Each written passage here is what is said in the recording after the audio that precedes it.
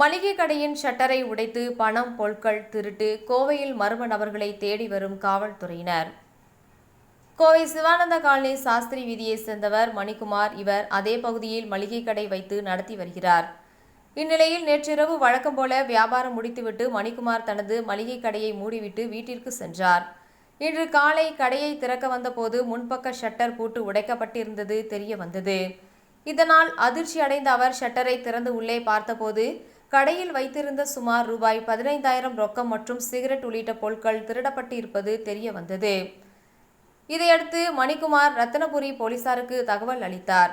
சம்பவ இடத்திற்கு வந்த போலீசார் அங்கு பதிவான கைரேகைகள் உள்ளிட்ட தடயங்களை சேகரித்தனர். மேலும் சம்பவம் தொடர்பாக வழக்கு பதிவு செய்து அப்பகுதியில் பொருத்தப்பட்டுள்ள சிசிடிவி கேமராக்களை ஆய்வு செய்து கடையில் திருடிய மர்ம நபர்களை தேடி வருகின்றனர். மக்கள் நடமாட்டம் அதிகமுள்ள பகுதியில் நள்ளிரவில் மளிகை கடையின் கதவை உடைத்து மர்ம நபர் கைவரிசை காட்டிய சம்பவம் அங்கு பரபரப்பை ஏற்படுத்தியுள்ளது.